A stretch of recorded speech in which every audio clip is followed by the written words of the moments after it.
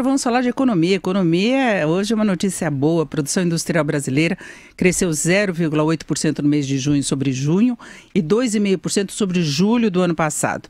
No ano acumula um avanço de 0,8% e 12 meses ainda negativo em 1,1%. Nós vamos falar sobre isso com o Sérgio Vale, que é economista da MB Associados. Sérgio, boa tarde.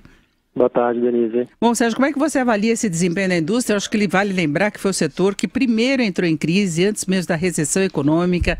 Já houve aquele problema de perda de competitividade lá atrás, de uma concorrência maior até dos importados no âmbito doméstico. Você acha que a indústria agora entra numa trajetória mais contínua de recuperação? Eu acho que sim. Na verdade, a gente já está vendo essa recuperação acontecer desde o início do ano, né? Com alguns números positivos, negativos a cada mês, mas a gente entrou definitivamente em uma trajetória de números consistentemente melhores, especialmente aí nos últimos 3, 4 meses. Então a tendência com isso, acho que assim, o que é interessante também de ver é que essa consolidação de recuperação se deu no meio dessa crise política que a gente está tendo mais intensamente desde maio, né? Então, assim, uma consolidação de uma recuperação no meio de uma crise política que não é pequena, que dá aquela ideia de que, de fato, você tem uma resiliência da economia nesse momento e uma confiança que voltou a aparecer por conta de expectativas positivas quando se olha à frente, né?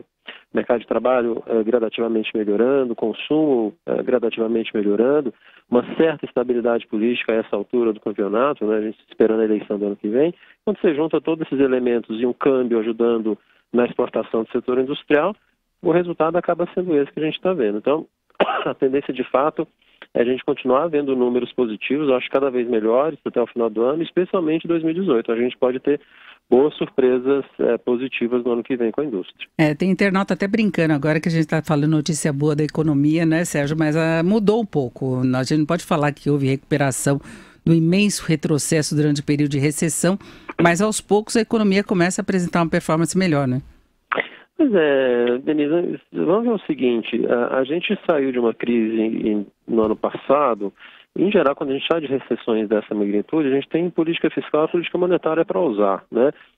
Na saída da crise ano passado, essas duas foram destruídas. A gente teve que refazer a política fiscal e a política monetária teve que usar a taxa de juros elevada para controlar uma inflação que estava acima de 10%. Então, a gente ficou um bom tempo sem ter política fiscal e monetária para usar. Agora que a gente está tendo uma queda mais efetiva de juros. Então, a economia conseguiu recuperar o que recuperou, mesmo não tendo os instrumentos tradicionais, né? E não foi uma virada pequena. Você está falando de uma economia que no começo do ano passado estava caindo 6, agora está subindo um pouquinho acima de 0. Você teve uma virada aí de 6 pontos percentuais. Isso não é pouca coisa, né? Dadas as condições de você não ter política monetária e fiscal para usar na saída da crise. Então eu acho assim, parece que é ruim, parece que é pouco, mas não é. Ela está numa trajetória esperada de recuperação, não está nem pior nem melhor do que deveria estar a essa altura. É que a gente tem uma certa pressa, né? A economia passou tanto tempo em recessão, mas a gente não pode esperar que tudo tem seu tempo, né? A gente está no tempo correto de recuperação e muito provavelmente, dado esse cenário que a gente está vendo consistente desde o ano passado de melhora da economia, é muito provável que se não tiver nenhuma outra dificuldade política, a gente tem um 2018 bem mais interessante na economia como um todo. Novidade política a gente tem tido até demais, política e policial, né? De crimes que estão rolando para todo lado, mala de dinheiro, gravações, mas a economia ela tem aí um ciclo um pouco mais positivo que corre meio à margem, né, Sérgio?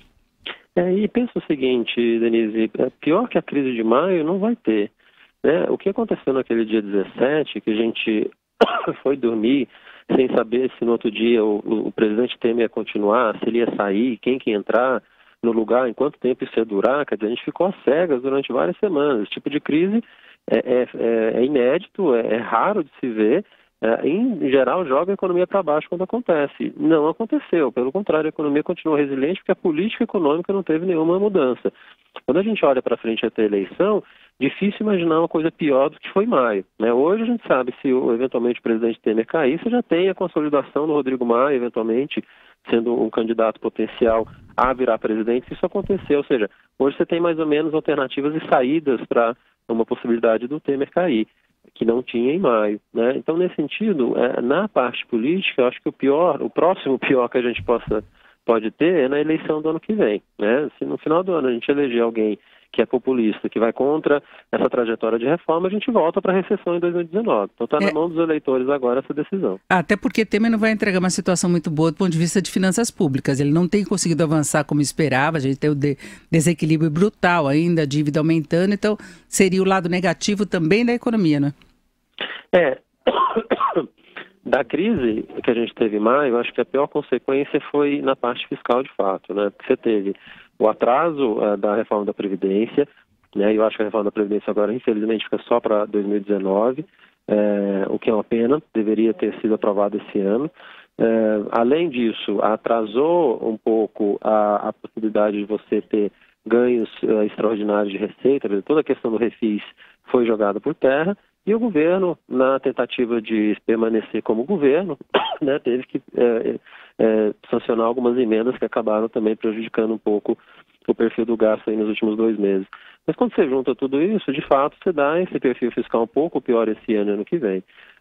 No geral, essa não é a grande preocupação. A grande preocupação que a gente tem à frente é o seguinte: não aprovar a reforma da Previdência, todo o regime fiscal que foi construído, especialmente a partir do ano passado, com a regra do teto, isso é desmontado.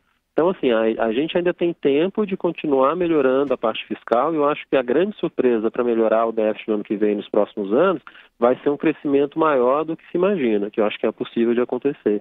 Se isso se realizar, a gente tem receita crescendo mais, o déficit gradativamente começa a melhorar, a gente entra numa trajetória mais positiva. Agora, não tem milagres, não tem mágicas. A gente entrou num buraco fiscal que a Dilma criou nos últimos anos, que vai fazer com que a gente leve muito tempo para sair dele, né? E a gente optou para fazer um ajuste que é mais baseado no controle de gasto do que no aumento simples de receita, de arrecadação, como era no passado. Por isso, leva mais tempo para sair da crise também. Marcelo, nós conversamos com o Sérgio Vale, que é economista da MB Associados. Sérgio, muito obrigado, uma boa tarde. Boa tarde, Denise.